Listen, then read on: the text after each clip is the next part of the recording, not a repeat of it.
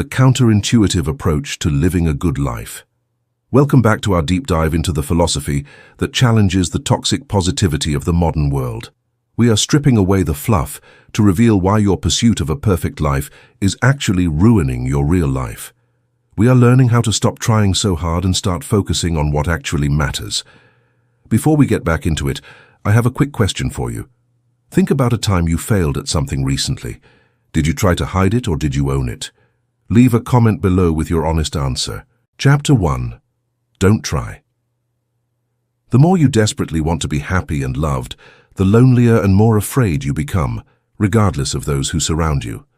The more you want to be spiritually enlightened, the more self-centered and shallow you become in trying to get there. It is like grabbing at sand. The harder you grasp, the more it slips through your fingers. This leads us to a common psychological phenomenon that plagues modern society. We can call it the feedback loop from hell. It works like this. You get anxious about confronting somebody in your life. That anxiety cripples you, and you start wondering why you are so anxious. Now you are becoming anxious about being anxious. You are worried about your worry. You feel guilty about your guilt. You get angry that you are getting angry. It is a downward spiral that never ends. In the past, if your grandfather felt like crap, he would probably just think to himself that he felt like a cow turd today. But life goes on, so he would go back to shoveling hay. But now if you feel like crap for even 5 minutes, you are bombarded with hundreds of images of people living amazing, happy, perfect lives on social media. This makes you feel like there is something wrong with you for not feeling that way. You feel bad about feeling bad. This is the sickness. The solution to the feedback loop from hell is to simply not care that you feel bad. You must short-circuit the loop. You say to yourself that you feel like garbage today, but you do not care. Suddenly, you stop hating yourself for feeling bad. Hating. This is the essence of the book's philosophy. The desire for a more positive experience is itself a negative experience, and paradoxically, the acceptance of one's negative experience is itself a positive experience. This is a total mind-bender, so let that sink in. Wanting positive experience is a negative experience. Accepting negative experience is a positive experience. Everything worthwhile in life is won through surmounting the associated negative experience. Any attempt to escape the negative, to avoid it or quash it or silence it, only backfires. The avoidance of suffering is a form of suffering. The avoidance of struggle is a struggle. The denial of failure is a failure. You cannot have a pain-free life. It is impossible. Pain is an inextricable thread in the fabric of life, and to tear it out is not only impossible, but destructive. Attempting to tear it out unravels everything else with it. To try to avoid pain is to give too many cares about pain. In contrast, if you are able to not care about the pain, you become unstoppable. This does not mean being indifferent. It does not mean you are a stoic robot who feels nothing. It means being comfortable with being different. It means you are willing to stare your failure in the face and show it the middle finger. It means you reserve your cares for what truly matters. Friends, family, purpose. You do not sprinkle your cares around for everyone and everything like ice cream at a summer camp. You save them for the big things. Chapter 2. Happiness is a problem. There is a story about a prince in the Himalayan foothills thousands of years ago. His father, the king, wanted to protect him from all the suffering in the world. He built high walls around the palace and spoiled the child, ensuring he never saw a sick person, an old person, or a dying person. The prince grew up surrounded by luxury, but he became a pouting, spoiled young man because everything was too easy. It all felt meaningless. One night, the prince snuck out of the palace. For the first time, he saw the reality of human existence. He saw sickness. He saw old age. He saw death. He was horrified. He blamed his father for blinding him to the truth. He decided to run away and live the opposite life. He lived on the streets, slept in the dirt, and starved himself. He suffered immensely, but after years of this, he realized something profound. Suffering sucked. It was not meaningful in itself. Being rich and sheltered was empty, but being poor and suffering was also empty if it had no purpose. He eventually sat under a huge tree and decided he would not get up until he figured out a grand idea. After 49 days, he realized that life itself is a form of suffering. The rich suffer because of their riches. The poor suffer because of their poverty. People without a family suffer because they have no family. People with a family suffer because of their family. This prince became the Buddha. His central realization was that pain and loss are inevitable, and we should let go of trying to resist them. We have a premise that happiness is algorithmic. We think that if we achieve X, then we can be happy. If we look like Y, then we can be happy. If we can be with a person like Z, then we can be happy. This premise is the problem. Happiness is not a solvable equation. Dissatisfaction and unease are inherent parts of human nature and are necessary components to creating consistent happiness. If I could invent a superhero, I would invent one called Disappointment Panda. He would wear a cheesy eye mask and a shirt with a giant capital T on it. He would go door to door telling people harsh truths they need to hear, but do not want to accept. He would tell you that making a lot of money might make you feel good, but it won't make your kids love you. He would tell you that if you have to ask yourself if you trust your wife, then you probably do not. Disappointment. Panda would be the hero none of us want, but all of us need. He would tell us that suffering is biologically useful.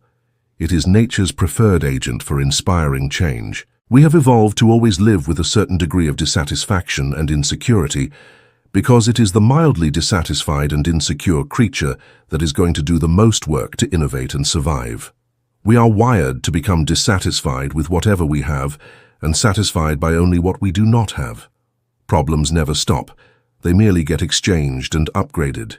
When you solve your health problem by buying a gym membership, you create new problems, like having to get up early to get to the gym, sweating like a maniac for 30 minutes, and then showering and changing for work so you do not stink up the office. When you solve your problem of not spending enough time with your partner by designating Wednesday night date night, you generate new problems, such as figuring out what to do every Wednesday that you both won't hate and making sure you have enough money for dinner. Happiness comes from solving problems. The key word here is solving. If you are avoiding your problems or feel like you do not have any problems, then you are going to make yourself miserable. If you feel like you have problems that you cannot solve, you will likewise make yourself miserable. The secret source is in the solving of the problems, not in not having problems in the first place. To be happy, we need something to solve. Happiness is therefore a form of action. It is an activity, not something that is passively bestowed upon you. It does not magically appear when you finally make enough money to add on that extra room to the house. Happiness is a constant work in progress, because solving problems is a constant work in progress. The solutions to today's problems will lay the foundation for tomorrow's problems and so on. True happiness occurs only when you find the problems you enjoy having and enjoy solving. Most people muck this up in two ways. One is denial. They deny that their problems exist. This leads to a life of insecurity and emotional repression. The second is victim mentality. They believe their problems are unsolvable or that others are to blame. This leads to anger and helplessness. Remember that emotions are overrated. They are just biological signals designed to nudge you in the direction of beneficial change. Do not let your emotions rule your life. They are suggestions, not commandments. Before we move to the next section, I have a question for you. What is one good problem you have in your life right now that you actually enjoy solving? Leave a comment below. Chapter 3. You are not special. We all know that guy who is convinced he is the next big thing. Let us call him Jimmy. Jimmy is always starting a new business venture. He is always consulting for some invisible client or launching an app that is going to change the world. He talks a big game. He hands out business cards like they are candy. He radiates confidence. But if you look closer, Jimmy is actually living in his parents' basement at 30 years old. He has never actually turned a profit. He borrows money from his aunt to buy nice suits so he can look the part. The problem with Jimmy is not that he lacks self-esteem. The problem is that he has too much of it. He feels good about himself for no reason. He believes he is exceptional, but he has no track record to back it up. He is delusional. He feels entitled to success without having to struggle for it. He believes the world owes him something just because he exists. This is the toxic side of the self-esteem movement that began decades ago. We started teaching children that they were all special. We gave everyone a trophy just for showing up. We told them they were unique snowflakes destined for greatness. The intention was good. We thought that if people felt good about themselves, they would achieve more. But the data shows otherwise. Merely feeling good about yourself does not mean anything unless you have a good reason to feel good about yourself.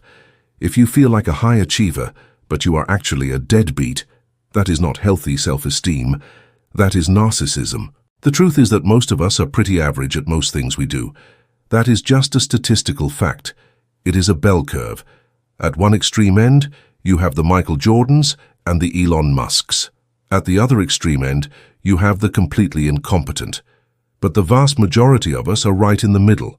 We are average, we are competent but not world-changing. We are decent but not perfect. However, our culture today refuses to accept this. We are constantly flooded with information from the extremes. When you turn on the television or scroll through social media, you do not see the average.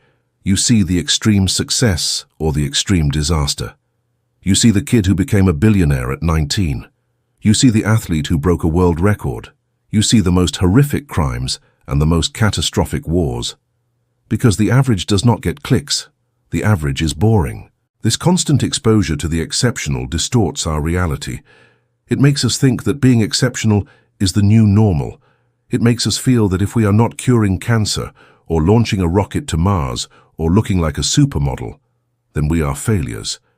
This drives a deep underlying insecurity. We feel we must be special to be worthy of love and attention. So we compensate. We create online personas that exaggerate our lives. We demand special treatment. We act like victims to get attention, or we act like bullies to feel superior. The solution is to accept that you are not special. This sounds depressing, but it is actually the most liberating thing you can do. Once you accept that the vast majority of your life will be boring and not noteworthy, you take the pressure off. You stop needing to prove yourself to everyone every second of the day. You can stop chasing the illusion of greatness and start doing the actual work. Greatness is not a destiny.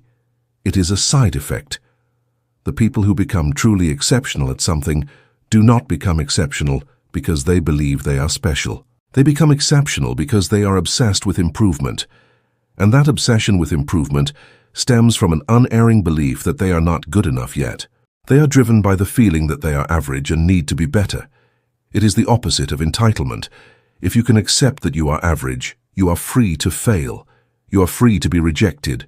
You are free to embrace the mundane truths of life, that your family matters, that being a good friend matters, that creating something small but genuine matters. The ticket to emotional health is accepting the bland and mundane truths of life. Chapter 4. The Value of Suffering. There is a Japanese soldier named Hiroo Onoda who fought in World War II. He was deployed to a small island in the Philippines with orders to never surrender. The war ended in 1945, but Onoda did not believe it. He thought the leaflets dropped by the Americans were fake news. He stayed in the jungle. He continued to fight his own guerrilla war for another 30 years. He lived on insects and rodents. He slept in the dirt. He even killed local farmers who he thought were the enemy. Finally, in the 1970s, his former commanding officer, who was now a bookseller, had to fly to the island and formally order him to stand down. Onoda came out of the jungle wearing his tattered uniform, holding his rusted sword. He had wasted 30 years of his life for a phantom war. When Onoda returned to Japan, he was a celebrity, but he was miserable. The Japan he had fought for, an imperialist, traditionalist society, was gone. It was replaced by a consumerist, westernized culture. He felt that his suffering had been for nothing. This story illustrates a crucial point about values. Suffering is inevitable. Onoda suffered in the jungle, but his suffering was bearable as long as it had meaning. He believed he was serving the emperor. When that meaning was taken away, the suffering became unbearable. Self-awareness is like an onion. There are multiple layers to it, and the more you peel them back, the more likely you are to start crying. The first layer of the self-awareness onion is a simple understanding of your emotions. This is when you know you are feeling happy or sad or angry. Many people stumble here. They are terrible at identifying what they are feeling. They numb themselves with distractions to avoid feeling anything. The second layer is asking why we feel certain emotions. Why do you feel angry? Is it because your boss was rude, or is it because your boss's comment triggered a deep-seated insecurity you have about your own competence? This layer of questioning helps us understand the root cause of the emotions that overwhelm us. The third level is our personal values. This is the deepest level. Why do I consider this a failure? Why do I consider this a success? By what standard am I judging myself and everyone around me? Values underlie everything we are and do. If what we value is unhelpful, if what we consider success is poorly chosen, then everything based upon those values, the thoughts, the emotions, the day-to-day feelings, will be out of whack. We can define good values and bad values. Good values are reality-based, socially constructive, and immediate and controllable. Examples of good values include honesty, innovation, vulnerability, standing up for oneself, standing up for others, self-respect, curiosity, charity, humility, and creativity. These are things you can control. You can choose to be honest right now. You can choose to be charitable right now. No one can take these away from you. Bad values are superstitious, socially destructive, and not immediate or controllable. Examples of bad values include dominance through manipulation or violence, indiscriminate pleasure-seeking, always being the center of attention, not being alone, being liked by everybody, being rich for the sake of being rich. Notice that bad values generally rely on external events. You cannot control whether everyone likes you. You cannot control the economy or whether you become rich. If your self-worth depends on these things, you will be anxious and miserable. You are giving up your power to the world. Let us look at a tale of two rock stars to explain this. Dave Mustaine was a guitarist for a band called Metallica. He was kicked out of the band right before they got famous. He swore revenge. He started his own band, Megadeth, and vowed to be more successful than Metallica. Megadeth became huge. They sold millions of albums. Mustaine became a legend. But in an interview decades later, he broke down in tears. He said he felt like a failure. Why? Because he was still measuring himself against Metallica. Even though he was wildly successful by any normal metric, his personal metric was be better than Metallica. And by that metric, he was a failure. Now compare him to Pete Best. Pete Best was the original drummer for the Beatles. He was kicked out right before they became the biggest band in history. He fell into a depression. He attempted suicide. But then, he changed his values. He realized that fame and glory were not the only things that mattered. He got married. He had a family. He lived a simple life. Decades later, he said he was happier than he would have been with the Beatles. He changed his metric of success from be a rock star to be a good father and husband. This is why pleasure is a horrible value to prioritize your life around. It is the most superficial form of life satisfaction. Ask any drug addict how his pursuit of pleasure turned out. Pleasure is not the cause of happiness. Rather, it is the effect. If you get the other stuff right, the other values and metrics, then pleasure will naturally occur as a byproduct. Material success is also a trap. Research shows that once you are able to provide for basic physical needs, the correlation between happiness and money quickly approaches zero.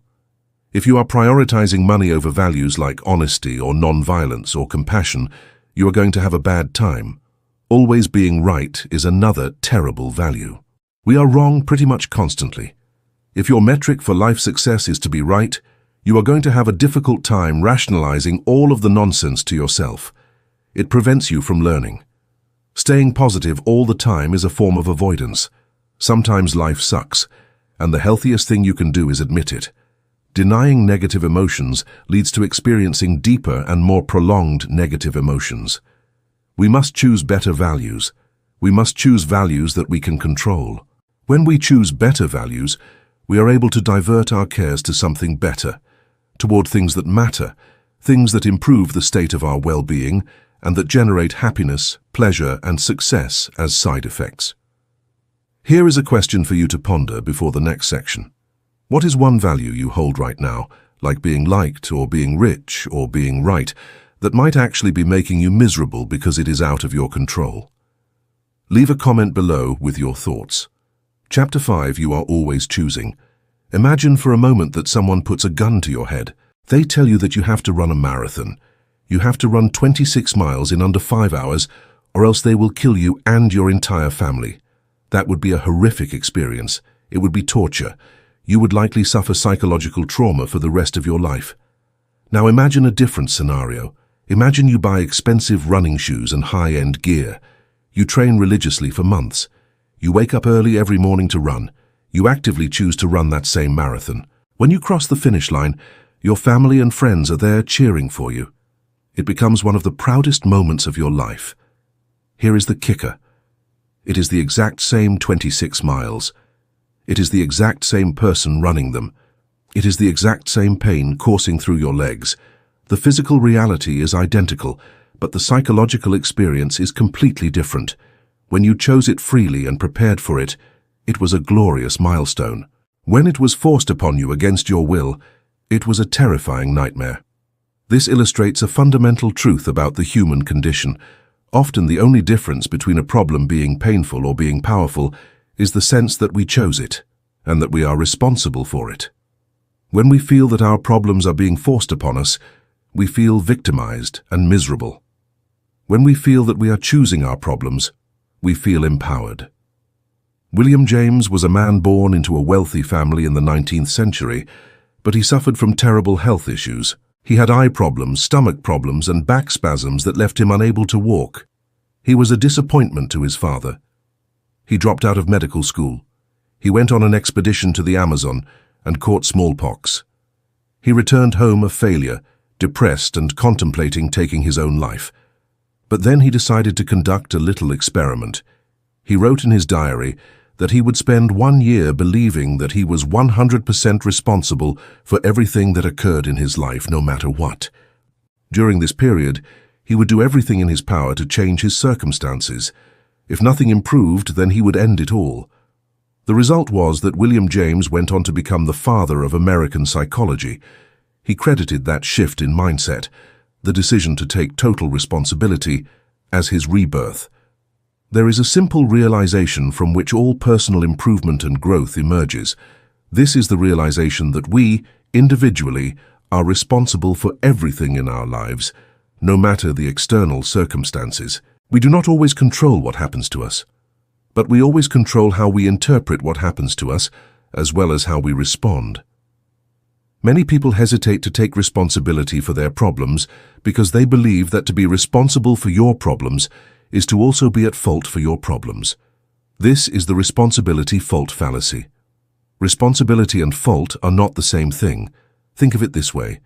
If you walked out your front door one morning and found a newborn baby in a basket on your doorstep, that would not be your fault. You did not put the baby there, you did not abandon it. However, the baby is now your responsibility. You have to choose what to do. You can call the police. You can take it inside, you can ignore it and keep walking. Whatever you choose, there will be consequences, and you are responsible for those consequences. You are responsible for the life of that baby in that moment, even though its presence is not your fault. Fault is past tense. Responsibility is present tense. Fault results from choices that have already been made. Responsibility results from the choices you are currently making every second of every day. We are dealt a hand of cards in life. This is the poker analogy. Some people get dealt pocket aces. Some people get dealt a 2 and a 7 offsuit. It is easy to get hung up on the cards and feel screwed over, but the real game lies in the choices we make with those cards. A person can get dealt terrible cards and beat someone who is dealt great cards if they play the hand better. The winner is determined by the choices each player makes throughout play, not just the initial luck of the draw. There are people who suffer from severe disabilities or tragic childhoods. It is not their fault, but it is still their responsibility to move on, despite their problems, and make the best choices they can. Unfortunately, we live in a culture that promotes victimhood. We have developed a trendy sort of victimhood chic. The internet and social media have made it easier than ever to push responsibility onto other groups or people. The public sharing of injustices garners far more attention and emotional outpouring than almost anything else. This rewards people who are able to perpetually feel victimized with attention and sympathy. We see this in the phenomenon of outrage porn. Media outlets find it profitable to find something mildly offensive, broadcast it to a wide audience, generate outrage, and then broadcast that outrage back across the population. This distracts everyone from real societal problems. It feels good to be self-righteous, it feels good to blame others, but it solves nothing. To truly fix our lives, we must accept that we are always choosing. Even if you are in a situation you hate, you are choosing your attitude towards it. You are choosing whether to stay or leave.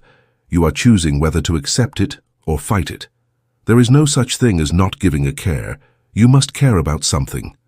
The question is what you choose to care about. Chapter 6.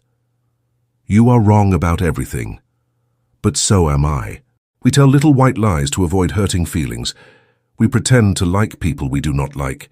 We do this because there is so much economic opportunity that we want to keep our options open. We want to be likable. In Russia, the culture was different. People were blunt. They did not smile at strangers. If they thought you were being stupid, they told you. If they liked you, you knew they really liked you. It was honest. My Russian teacher explained that under communism, trust was the most valuable currency. To build trust, you had to be absolutely honest, even if it was unpleasant. This taught me the value of rejection. To truly trust someone, you have to know that they are willing to reject you or disagree with you. If someone always agrees with you and is always nice, you can never fully trust them because you do not know what they actually stand for. You do not know if they are just manipulating you. Rejection makes your life better. We need to reject things.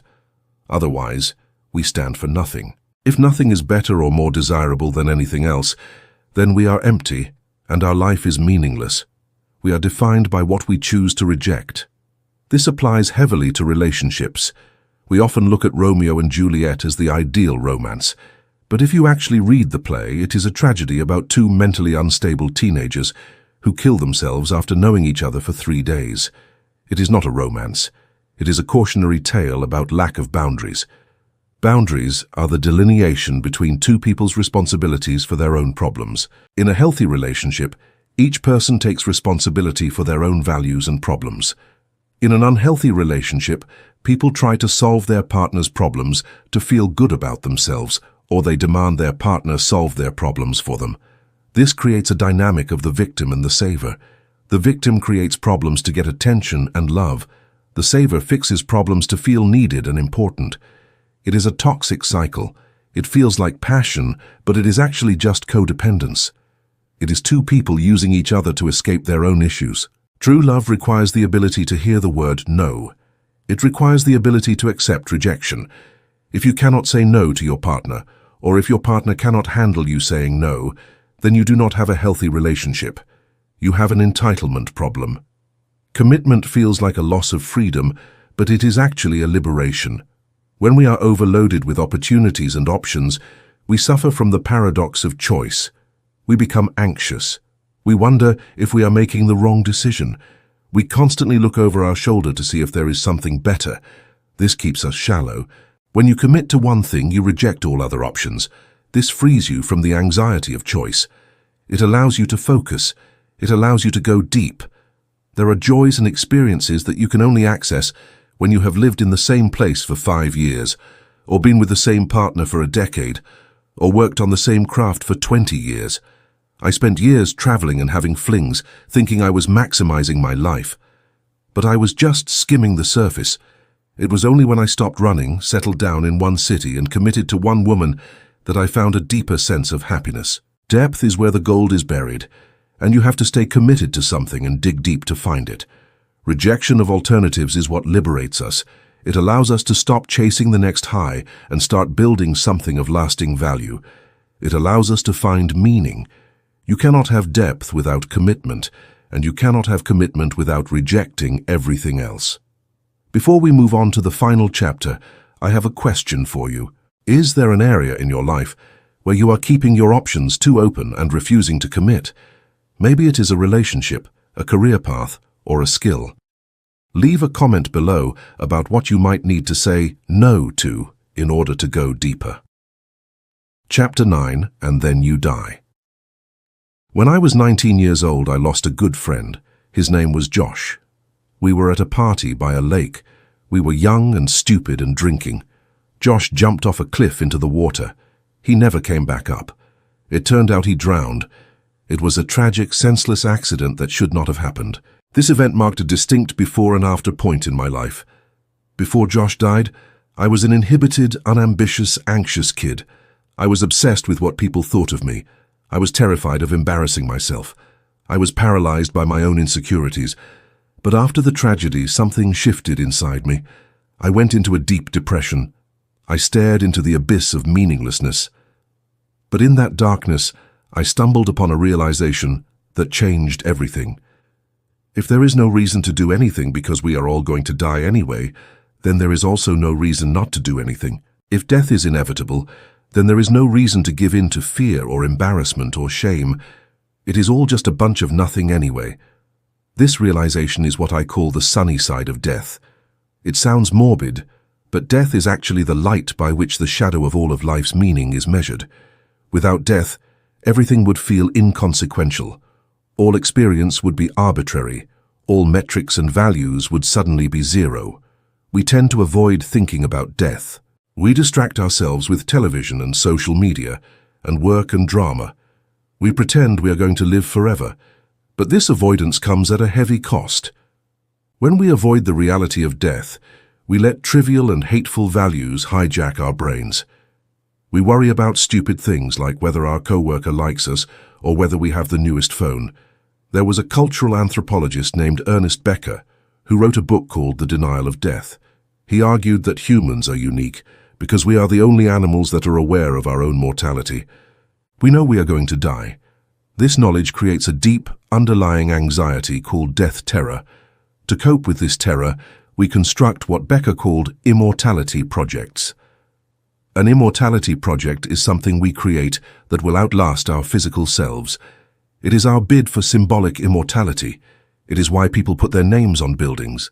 It is why we have children and try to mold them in our image. It is why we write books or try to build massive companies. We want to be part of something that will not die. We want to be remembered. Civilization itself is essentially a collection of immortality projects. Cities, religions, political movements, and sports teams are all ways for us to feel part of something eternal. The problem arises when our immortality projects fail, or when they conflict with one another. When two groups of people have conflicting immortality projects, different religions or political ideologies, it often leads to war and violence. We are willing to kill and die to protect our conceptual selves because the death of our conceptual self feels just as terrifying as the death of our physical self. Entitlement is essentially a defense mechanism against death terror. By believing we are the center of the universe, by believing we are special and unique and destined for greatness, we numb ourselves to the reality that we are just biological organisms that will one day cease to exist. The gravity of entitlement sucks all attention inward. It isolates us. It makes us petty and fragile.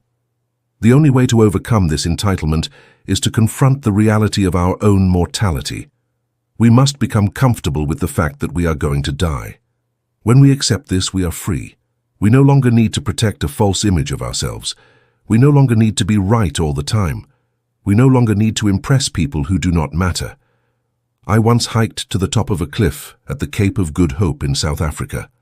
It is the southern tip of the African continent. I walked to the very edge of the precipice and looked down at the crashing waves hundreds of feet below.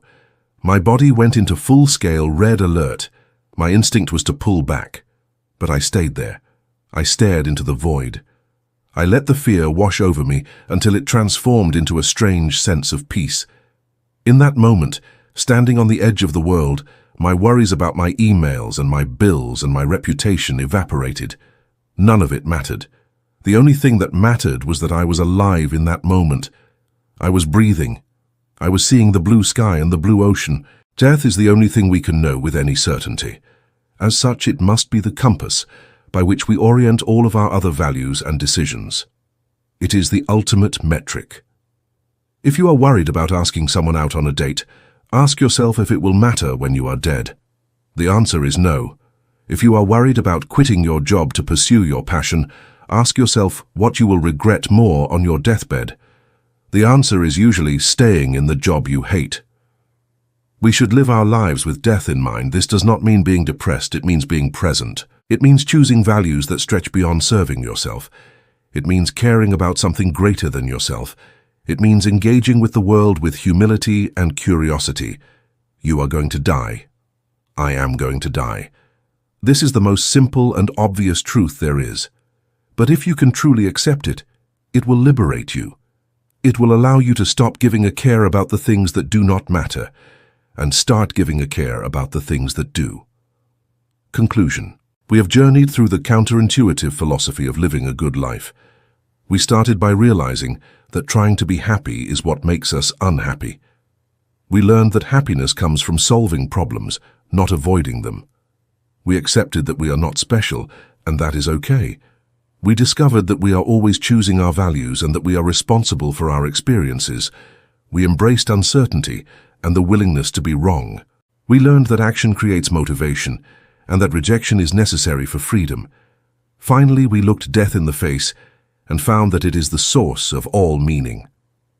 The subtle art of not giving a care does not mean being indifferent. It means being comfortable with being different. It means caring about something more important than adversity.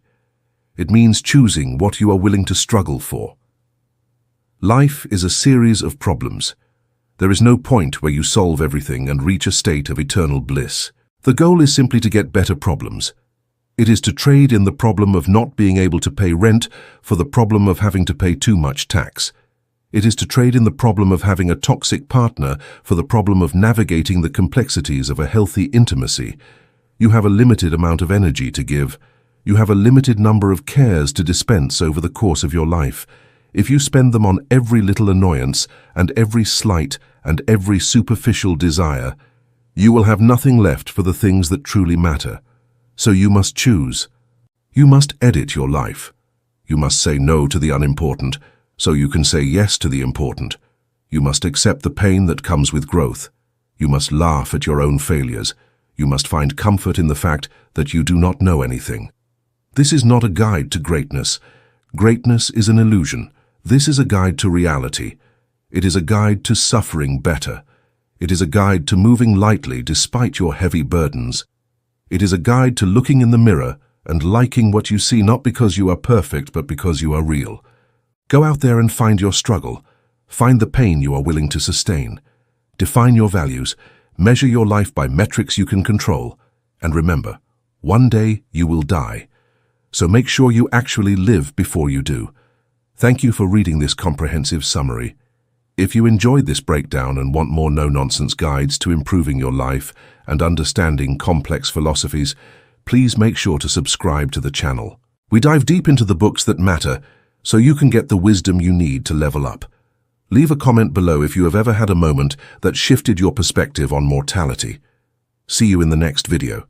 500 years ago, the smartest people in the world believed the earth was flat. They believed the sun revolved around the earth. They believed that slicing a person's arm open to bleed them out would cure disease. They were wrong. When I was a young boy, I used to think that the word mediocre was a type of vegetable that I did not want to eat. I thought my brother had found a secret passage in my grandmother's house, when in reality, he just climbed out the bathroom window. I was wrong. As a teenager, I thought I knew everything. I thought I was cool. I thought love was a fairy tale that just happened to you. I was wrong about all of that too. The truth is that we are wrong about pretty much everything. Throughout our lives, we are flat out wrong about ourselves, others, society, culture, the world, and the universe. And that is a good thing, because if we were right about everything, we would never learn. Growth is an endlessly iterative process. When we learn something new, we do not go from wrong to right, rather, we go from wrong to slightly less wrong. And when we learn something additional, we go from slightly less wrong to slightly less wrong than that. We are always approaching truth and perfection without ever actually reaching it. The problem arises when we look for certainty. Certainty is the enemy of growth. Nothing is for certain until it has already happened, and even then, it is still debatable. Our brains are essentially meaning machines. We are biased to find patterns where none exist.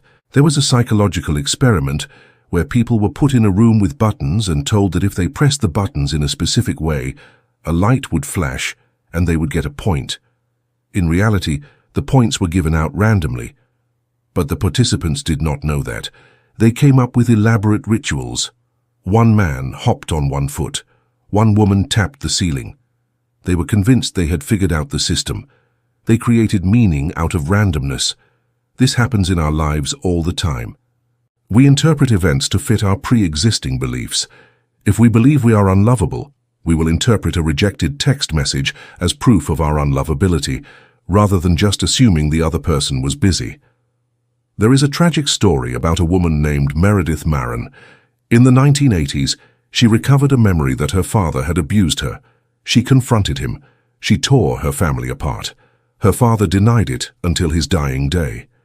Years later, Meredith realized she was wrong. The memory was false. It had been planted by a therapist who used suggestive techniques to find trauma that was not there. Meredith had destroyed her family because she was so certain of something that turned out to be false. This shows us the danger of certainty. When we are certain, we stop looking for the truth. We stop listening to others. We justify atrocious behavior in the name of our righteous certainty. Evil people never believe that they are evil. Rather, they believe that everyone else is evil. They are certain of their moral superiority. We need to be careful what we believe. Our memories are unreliable. Our brains are biased. The only way to combat this is to cultivate a healthy sense of doubt. We should constantly ask ourselves if we might be wrong. There is a concept I call Manson's law of avoidance. It states that the more something threatens your identity, the more you will avoid it. This applies to both good and bad things. If you identify as a poor person who is a victim of the system, you will avoid opportunities to make money because becoming rich would threaten your identity. If you identify as the party guy who is always having a good time, you will avoid settling down and being responsible because it threatens who you think you are. This is why people are often so afraid of success. Success threatens who they believe themselves to be just as much as failure does. If I believe I am a mediocre writer, then writing a bestseller threatens my identity. It forces me to change my view of myself, and that is terrifying. To change our lives, we often have to kill our identity. We have to let go of the stories we tell about ourselves. The Buddhism philosophy argues that the idea of you is an arbitrary mental construction. You should let go of the idea that you exist at all. When you let go of the story that you are not good at relationships, you are free to act and learn how to be good at them. Good. When you let go of the story that you are an intellectual who is too smart for emotions, you are free to actually feel things. We should define ourselves in the simplest and most ordinary ways possible. Do not define yourself as a rising star or a misunderstood genius or a victim. Define yourself as a student, a partner, a friend, a creator. The narrower and rarer the identity you choose for yourself, the more everything will seem to threaten you.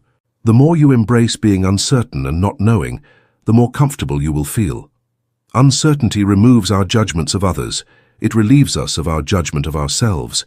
It opens us up to the possibility of change. We must make a habit of asking ourselves difficult questions. What if I am wrong? What would it mean if I were wrong? Would being wrong create a better or a worse problem than my current problem? If you are fighting with your brother because you are certain he is selfish, ask yourself, what if I am wrong? What if he is just stressed? If you are wrong, it means you have been acting like a jerk. That is painful to admit, but admitting it solves the problem and saves the relationship. Being wrong opens us up to the possibility of change. Being wrong brings the opportunity for growth. Here is a question for you to answer in the comments. What is one belief you hold about yourself? For example, I am bad at math, or I am unlovable, or I am lazy.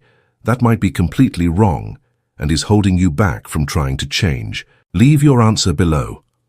Chapter 7. Failure is the way forward. I graduated from university in 2007. This was right at the beginning of the massive financial crisis that tanked the global economy. I entered the adult world at a time when the job market was the worst it had been in 80 years. To make matters worse, the person subletting a room in my apartment skipped town without paying rent, leaving me with their debt. I lost my savings. I spent the next 6 months living on a friend's couch. I was broke, I was unemployed. By all conventional standards, I was a total failure. But looking back, I was actually incredibly fortunate. I entered the adult world at rock bottom. This is the thing that everyone fears. People stay in jobs they hate because they are afraid of losing their status or their paycheck. They are afraid of the unknown. But because I was already at the bottom, I had nothing to lose. This gave me a strange kind of freedom. It allowed me to take a risk that I might not have taken otherwise. I decided to start an internet business. If I failed, I would just be back on my friend's couch, where I already was. Failure is a relative concept. If my metric for success had been to become a rich banker immediately after graduation, then I was a miserable failure. But I decided to change my values. I valued autonomy and freedom over money. I asked myself if I would rather be broke and free or rich and stuck in a cubicle. The answer was clear. By changing the metric, my failure became a necessary step toward my new definition of success. This brings us to a story about Pablo Picasso. When Picasso was an old man, he was sitting in a cafe in Spain, doodling on a used napkin. He was just having fun. A woman walked by and saw him. She was awestruck. She asked if she could buy the napkin. Picasso said, "Sure, that will be $20,000. The woman was shocked. She told him it only took him 2 minutes to draw it. Picasso replied that she was wrong. It took him 60 years to draw it.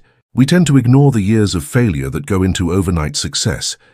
Improvement at anything is based on thousands of tiny failures. If someone is better than you at something, it is likely because they have failed at it more than you have. If someone is worse than you, it is likely because they have not been through the painful learning experiences that you have. Think about a baby learning to walk. The baby stands up, wobbles and falls down. It hurts itself. It cries. But it gets back up. A baby never stops and thinks that maybe walking just is not for them. They do not feel embarrassed. They do not judge themselves. They just keep failing until they walk. Somewhere along the way, as we grow up, we learn to fear failure. Our school system judges us based on performance. Our parents punish us for making mistakes. The media shows us only the highlight reels of successful people, hiding the thousands of hours of drudgery and error that came before. We become terrified of failing, so we stop trying new things. We stick to what we are good at. This confines us and stifles us. A lot of this fear comes from choosing bad values.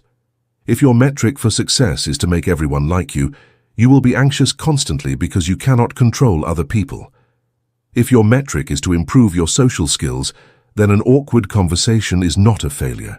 It is data. It is a step forward. To solve our problems, we often need to do things we are afraid of. We need to confront difficult situations, but we often feel like we lack the motivation. We sit around waiting for inspiration to strike. We think that motivation works like a chain reaction. We think we need emotional inspiration, which leads to motivation, which finally leads to action. But this is wrong. Motivation is not just a three-part chain. It is an endless loop. Action leads to inspiration, which leads to motivation, which leads to more action. This is the do something principle. If you lack the motivation to make an important change in your life, do not wait for it. Do something, anything. Do the smallest possible action. Then harness the reaction to that action as a way to motivate yourself. Action is not just the effect of motivation, it is also the cause of it. When I started my business, I was terrified. I would procrastinate for days playing video games. I felt overwhelmed by the mountain of work I had to do. Then I remembered my old math teacher, who told me that if I was stuck on a problem, I should just start working on it, even if I did not know what I was doing. The simple act of working on it would eventually cause the right ideas to show up. If you want to write a novel, do not wait for the perfect plot to come to you. Write 200 crappy words. The act of writing will inspire you. If you want to get in shape, do not spend weeks researching the perfect workout plan. Just put on your shoes and walk around the block. When the standard of success becomes merely acting, when any result is regarded as progress, you propel yourself ahead. You feel free to fail, and that failure moves you forward. You stop asking how to do things and you just start doing them. The pain of failure becomes unimportant because the failure itself is part of the process of success. Chapter 8. The Importance of Saying No. In 2009, I sold everything I owned and traveled the world. I lived out of a suitcase for 5 years. I was living the dream. I visited 55 countries. I had absolute freedom. I could go anywhere and do anything. But I learned a hard lesson during that time. Absolute freedom by itself means nothing. Freedom creates the opportunity for greater meaning, but it is not meaningful in itself. The only way to achieve meaning and a sense of importance in one's life is through a rejection of alternatives. It is through a narrowing of freedom. It is through a choice of commitment to one place, one belief, or one person.